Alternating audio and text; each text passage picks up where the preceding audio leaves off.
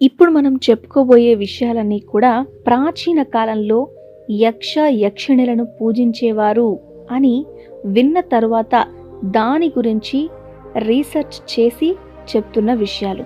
వివరంగా ఈ కథలో మీరే చూడండి, గమనించండి. అది ఒక మంత్రముగ్ధులను చేసే చీకటి కథ. వెలుతురు చొరబడని ఆ గుహలో వేల సంవత్సరాల మట్టి పొరల కింద దాగి ఉన్న ఒక రహస్యం ఇప్పుడు వెలుగులోకొచ్చింది.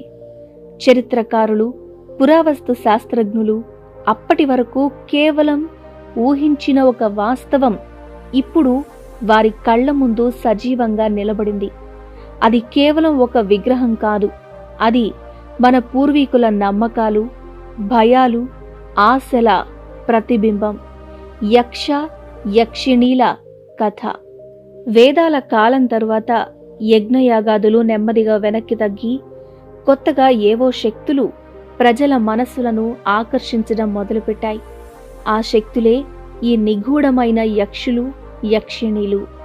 ఈ కథలు ప్రారంభమైంది క్రీస్తుపూర్వం 3వ శతాబ్దం నాటికే. ఒకప్పుడు అడవుల్లో, నదుల ఒడ్డున, మర్రి చెట్ల కింద ఏవో అంతుచిక్కని శక్తులను పూజించిన ఆ అమాయక ప్రజలు కాలక్రమంలో ఆ శక్తులకు రూపమిచ్చారు. ఆ రూపాలే భారీ రాతి విగ్రహాలుగా నిలిచిపోయాయి. ఆశ్చర్యకరమైన విషయం ఏమిటి అంటే, ఈ విగ్రహాలు కేవలం దేవాలయాల్లో మాత్రమే కాదు, ఊరి పొలిమేరల్లో, పంట పొలాల మధ్య, నిర్మానుష్యమైన నదీ తీరాల్లో కూడా కనిపించాయి.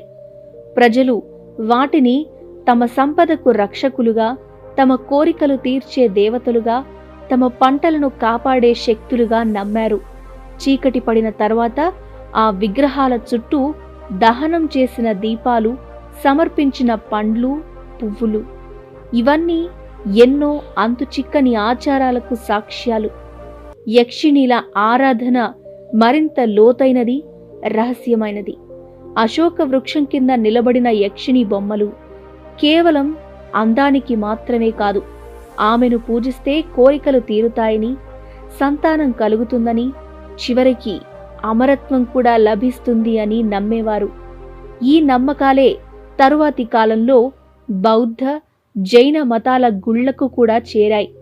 సాంచి, భారత్ ఇలాంటి స్థూపాల మీద మనం చూసే అందమైన స్త్రీ బొమ్మలు ఈ యక్షిణీల రూపాలే. మరోవైపు ఈ విగ్రహాల నిర్మాణం కూడా ఒక ప్రత్యేకమైన పద్ధతిలో జరిగేది. శిల్పకారులకు కేవలం రాయిని చెక్కడం మాత్రమే వారికి ప్రాచీన భారతీయ గ్రంథాల్లో పేర్కొన్న తాళమాన లాంటి కొలతల నిష్పత్తులు తెలుసు. ఈ కొలతల ఆధారంగానే ఒక విగ్రహంలోని ప్రతి భాగం, అది కళ్ళు కావచ్చు, చేతులు కావచ్చు, ఖచ్చితమైన నిష్పత్తిలో ఉండేవి. ఈ ప్రాచీన కొలత శాస్త్రం ద్వారానే వారు నిర్జీవరాయిలో ఒక ఆకర్షణీయమైన జీవాన్ని పోయగలిగారు. ఈ విగ్రహాలు, వాటి పూజలు కేవలం నమ్మకాలు మాత్రమే కాదు, ఒక ప్రాచీన నాగరికత యొక్క హృదయ స్పందన.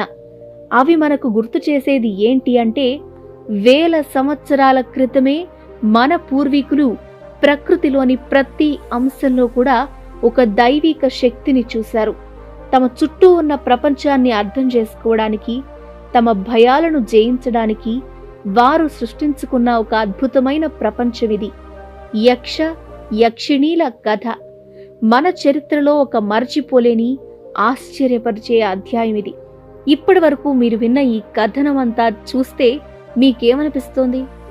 మీరు ఏ ప్రాచీన విగ్రహం చూసినా అది కేవలం రాయి కాదని, దాని వెనక వేల సంవత్సరాల చరిత్ర దాగి ఉందని మీరు కూడా భావిస్తున్నారు కదూ?